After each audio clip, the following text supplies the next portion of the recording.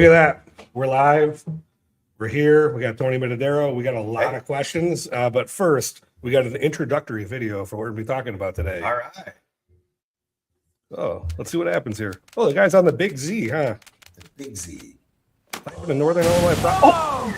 His computer exploded. Oh, wow. Is that happening today? I don't know.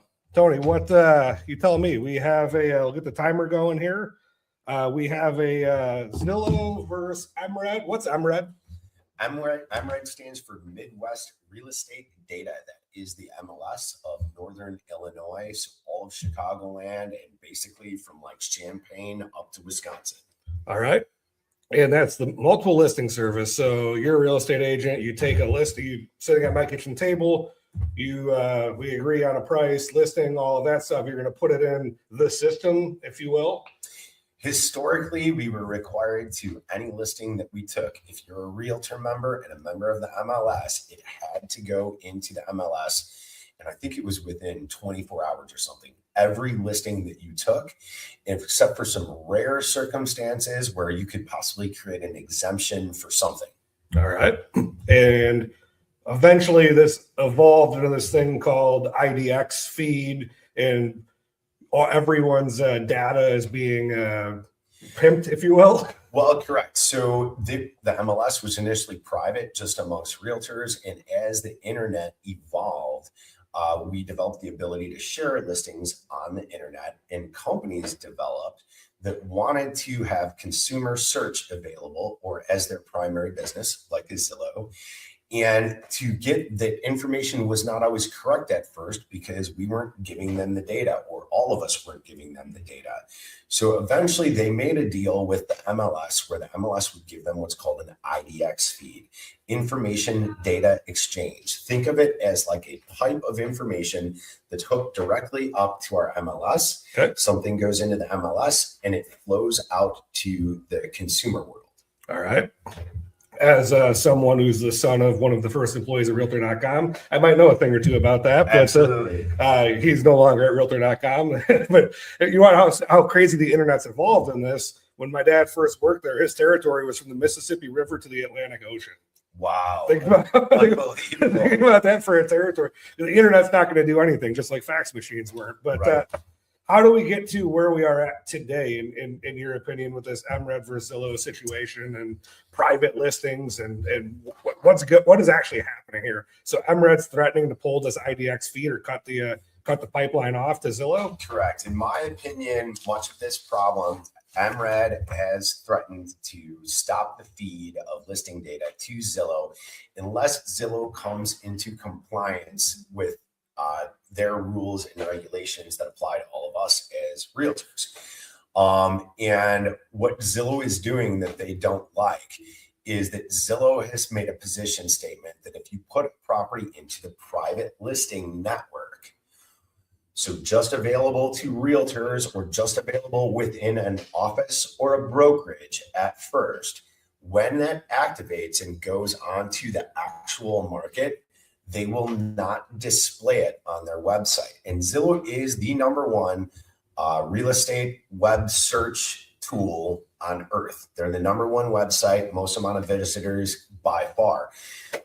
So that's really kneecapping their company and their business model. Where we got into this problem, in my opinion, is this private listing network, which Illinois has and a lot of MLSs don't. Historically, we were required to put our listings into the MLS. Once we got them, share them with everybody because that's what's right for the consumer. That's what the Realtors Association was. And we offer a payment, whatever it is. It can be $1, it can be 2%, 3%, 10%, but every realtor would get paid the same. And then we take that data, and that data would be shared with everybody. That's what's best for the consumer, for the seller and the buyer looking for a house. So consumer, right? And this is a consumer can be a buyer, consumer can be a seller, right? Consumer is the transactor. Correct. Or even just a shopper, or even people using this just for data mining. All right. So to get good data on what's going on with the housing market. And I told MRED a couple of years ago, they came up with this private listing network that you're going to have problems with this. Essentially, you took the listing and you're hiding it. And I've heard all sorts of reasons for it, but the number one reason for it, and the real reason, is so that that listing agent and the listing brokerage can have a chance at double siding it. In other words, representing the seller and representing the buyer and making usually double the money. All right. And the problem there, and where the Realtors Association needs to step up and take a stand, and they've chosen not to, is agency. What's that? Agency is our obligation to which consumer we're working for, whether we're working for the buyer or the seller, but making it clear to them who I represent. I either represent you or I represent the buyer. You're the seller. Seems like that would make sense in a very expensive transaction. Correct. And most money you're going to spend ever. So we are supposed to have that conversation. I've noticed over the years, agents have quit having that conversation. Realtors Association has quit talking about it, and it's creating this giant problem.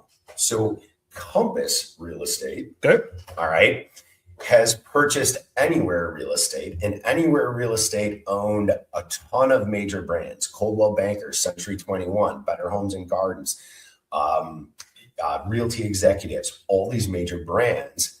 And Compass has taken the position that they need to do more in-house transactions. All right. So they don't want to put a lot of their listings in the MLS at all, and they want to do it within their own portal. And then if that doesn't work, then they'll share it to the MLS. All right. So Zillow said, if you do that, if you try to hide these things initially, when you do activate it into the MLS, we're not going to show it on the number one website because we want all of the listing data. All right. So there's a bit of a rub going on, and this is what the lawsuit's over. And Compass is doing this, maintaining this practice, and I believe California and a few other states. MRED decided to share their feed nationwide for all the properties. When they did that, they said, Compass, in these states everywhere, you have to share your listing or it's not going to go into Zillow. All right. So now I got some questions. I'll have a little bit of background on this, right? So, and we're going to run over. We're going to go. We'll go double time here on this one. We'll reset the clock. This is a hot topic. If the seller hires an agent, shouldn't that seller have the right to market the home however they want? Technically, no. Technically, the right to market the home is given to the brokerage. You take an exclusive listing agreement, and that means that you're giving your brokerage the exclusive authorization to market that house as they see fit. And this is where a consumer needs to be educated and ask good questions about what is that brokerage or that agent's policy? How are they going to market it? All right. Could private listing networks create a members only housing market? Or it'll be like old school where we come in, sit in my office, and we get the old 3-ring binder out? Unfortunately, some of the largest brokerages and largest companies want to move us in that direction. And I don't think that that's good for the consumer. And I don't see the Realtors Association stepping up and saying anything about it, about these consumer protections. So if fewer buyers see a listing, how does the seller know they got top dollar, best deal, however you want to, we agree top dollar may not always be on an offer, might not be the thing, but are they getting the best outcome maybe? My position, and I believe many of us believe, that maximum exposure creates maximum opportunities for the seller.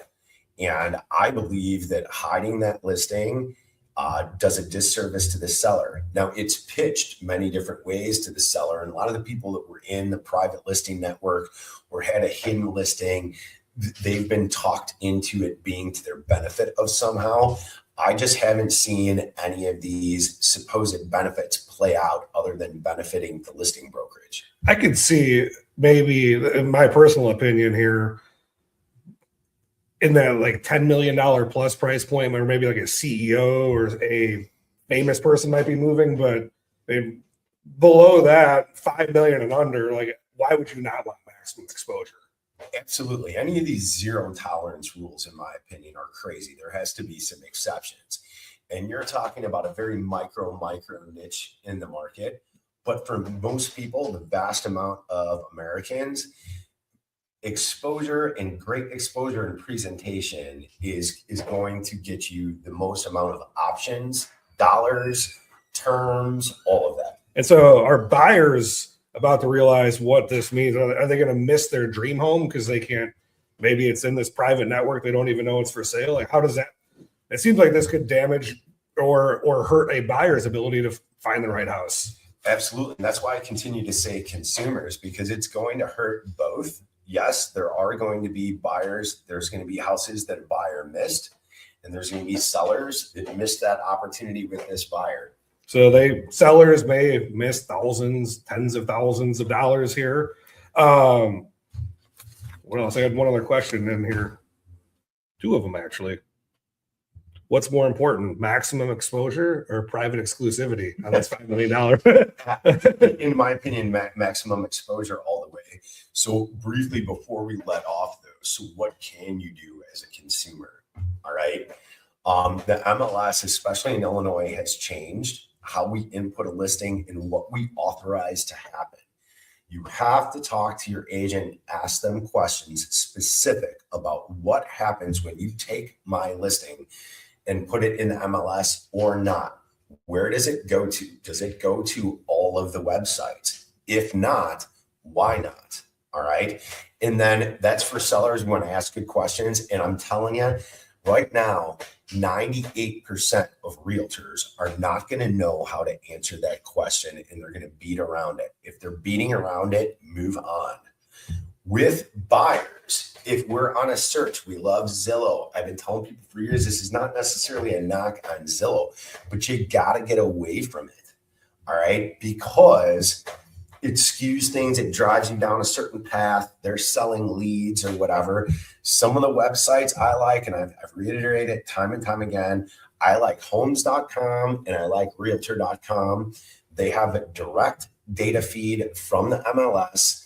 They're skewing things the least. Like if you go to homes.com, the listing agent on it, who you shouldn't be contacting, but when it looks like that's the listing agent on homes.com, that actually is the guy who is the listing agent. Oh, not someone that paid for the biggest voice in that marketplace? Absolutely.